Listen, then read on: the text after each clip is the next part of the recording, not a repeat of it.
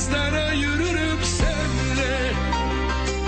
Sen iste canım senin olsun.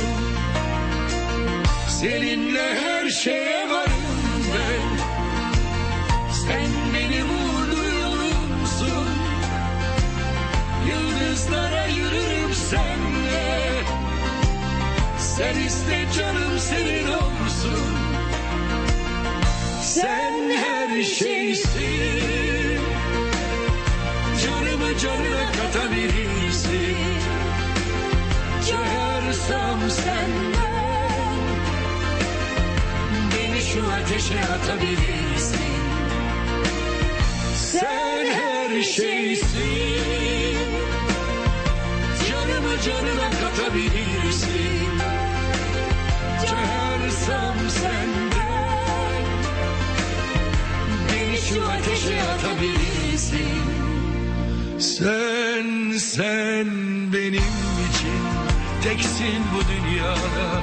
Meleksin, bebeksin, her şeyimsin benim. Yaşayamam sensiz, yaşayamam asla. Doyulmaz balımsın, kelebeksin. Sen benim için sıcak bir güneşsin. Bugünlerim, yarınlarım, her şeyimsin benim. Göstermesin Tanrım, yaşatmasın bana. Nefes bile alamam yokluğunda. Sen benim için.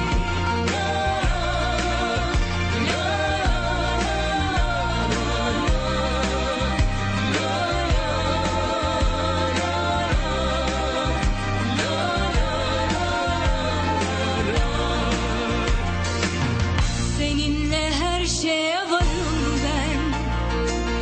Sen benim uğurlu yolumsun. Yıldızlara yürürüm senle. Sen iste canım senin olsun. Sen her şeysin. Canımı canına katabilirsin. Çağırsam senden beni şu ateşe atabilirsin. Sen benim için teksin bu dünyada. Meleksin, bebeksin, her şeyimsin benim.